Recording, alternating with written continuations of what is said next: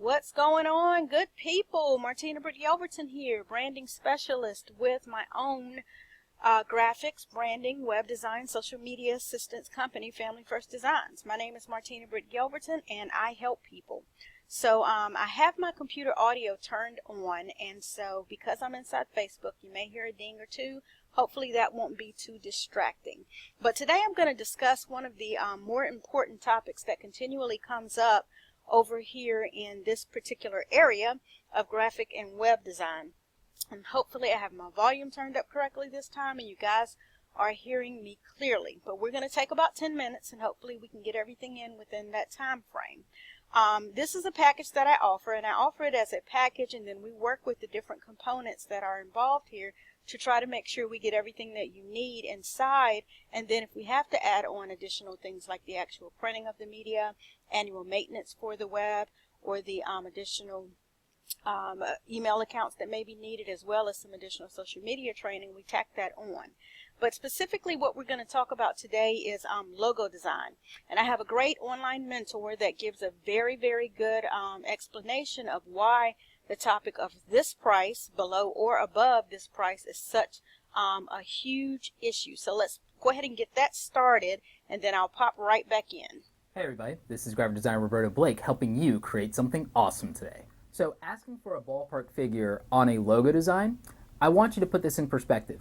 Imagine if you were asking for someone to give you a quote on painting your house. Do you think it makes sense to get a quote back from that person at whatever number they're giving you if they haven't asked you and you haven't answered, well, how many rooms are involved here? How many rooms are we painting? What's the square footage? Do I need to strip down the wallpaper first? And different things of that nature. And obviously, is it a different color per room? Now, you might say, well, that's different than a logo design, but here's why it's not. There are a couple of different types of logos, and I've covered this in the How to Design a Logo video. You have word marks that are just text-based logos. You have emblems and symbols like the Starbucks logo, and you have combination marks as well. So these combine a graphical image with words, and in an interesting and unique way. It might even require a modification to a typeface. So based on what type of logo you're getting done, you might need different pricing, and you might have different scenarios for those.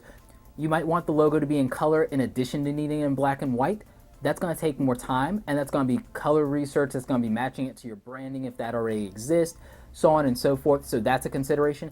And in some cases, you need multiple variations of just the one logo. So you might have the logo, across. You might have the name stacked. You might have it with that and then a symbol next to it. So you need that for a combination mark, and you need it to stand alone. You might need 5 variants of a logo, which is the same thing as doing 5 different logo designs. That's not going to be the same price as if you just did one version of the logo one way. So a graphic designer cannot possibly give you an accurate quote by giving you a ballpark figure just off the bat of what do you charge for logos. And if a graphic designer is being professional, they shouldn't say, oh, well, I charge $300 for logos, or I charge $500 for logos, or I charge $1,000 for logos, just right off the bat without saying, well, what type of logo are we talking about? Because it's a difference in the amount of time, the amount of research, the amount of revisions, the amount of back and forth with you to determine your needs. So again, it's literally just like painting a house. It's that we have to know how many are we talking about, how many colors, all of these different things that make up the project and what you need based on your business, because you might think you need something differently, but maybe the graphic designer has worked with a client successfully before in a similar industry or a similar situation to yours, and they can help you save money if you're upfront with them about what you need. So, having heard and listened to that, I hope that really gives you a good explanation to why I say logo designs start at around $279 and they can go up or down. Just that it really is just to help a lot of my clients who are visual or who are auditory and need to hear what a price is and how we're going to move forward with that. So some of the things that you see flashing here on the screen off of my website, which is currently under construction. I haven't decided when I'm going to relaunch it due to the, income success that I'm having with being able to assist so many people. I really have not had an opportunity to come over here and update the site. But what I have flashing before you are banner designs below, but what I'm asking that you focus on is what has been scrolling here in this area, which deals with a lot of previous, ongoing, and current clientele and different types of logo design. So in addition to that, what I want to speak to you about truly is the logo design process, okay? And the logo design process really incorporates a lot of things that people aren't taking into consideration. It's information sharing. There are question and answers, there's pre-search, there's vision casting and brainstorming, and then there's the actual process of design. Then there's the review and the revision stage, finalization and formatting, and then deliverables. So there are a lot of things that go into the process of getting this thing done and becoming the face of your entity, your company, or yourself if you're doing a personal logo for yourself. You know, it is identified as the entity representation, the service or product mark. It can be an icon, a symbol, even a signature, which you heard him refer to as a word mark or a logo text. This particular logo does not sell a customer on who you are, what you do. Basically what it is it's the identity. It's to identify. It should be simple and memorable. It should be effective and versatile, and it should be appropriate. A couple of other things that I have on my site is that it should be strong and balanced. It shouldn't have a whole lot of extra to clutter it. You know, it should be distinctive and bold, but it should be able to be recognizable at a glance, okay? You want to make sure that it's appropriate for your business, that it's easy to read, you know, and that it really communicates as possible clearly the design look. It should also be very, very recognizable. Here we are in both black and white, grayscale, and in color, you know, and you want to make sure that it's a longevity based. So those are some of the things that I really have to consider when I'm speaking with you about your logo. You know, these are some of the questions that I ask during information sharing, like, you know, what keywords would best describe your logo? You know, what colors are associated with you? And then I have to make sure that the colors that are associated with you, they correspond to the actual entity if we're doing this for a business or a ministry or something like that. There's a conversation that has to happen about the logo, you know, when it's time to go and look for it online. You know, you design it, you go through making sure that it's scalable, using vector scales so that it can resize and still hold its clarity, okay? Then there's information that we go back and forth on to make sure that it is exactly what you're looking for and that you're excited about it. And then finalizing, you know, that one set of logo design files, whether it is just with the service mark or it is just with the verbiage, or whether there's a third one that is combining them all.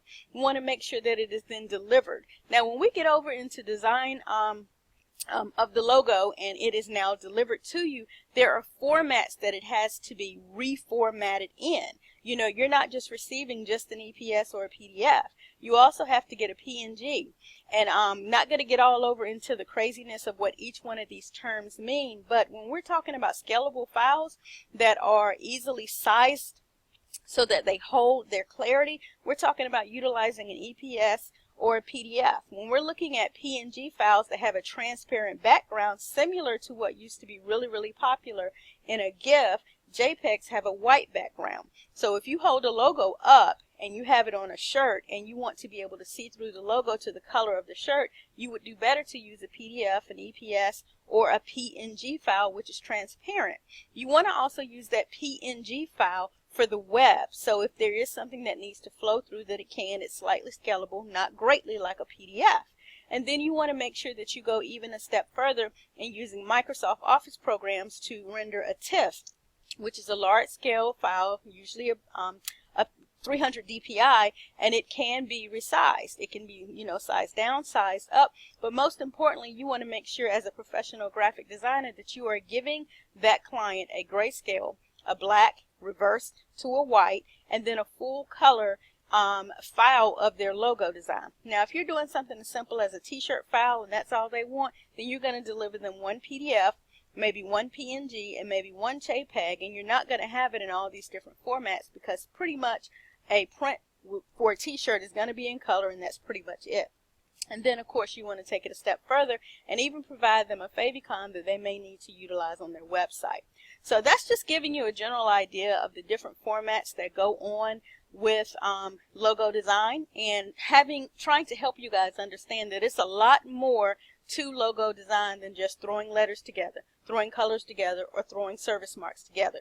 There is truly a lot greater of a process going on here. So I hope this has been I guess, of service to you, that it has been of value to you, and that it has given you an opportunity to understand more about graphic and web design, logo design specifically, and that if you're interested, of course, please subscribe to my channel. Follow me. I'm on multiple social media. As you see here, I'm on Facebook, LinkedIn, Twitter, Google+, YouTube, Periscope. Very, very accessible. And then, of course, follow me. Become a friend, and let's see how we can work some things out on your behalf. Again, I am on Facebook. I am under Family First Designs. If you have to look it up in your address bar, it's familyfirstdesigns.com. And hopefully this has been of value to you, to your success. God bless you. I am MartinaBY Yelverton, and I'm out.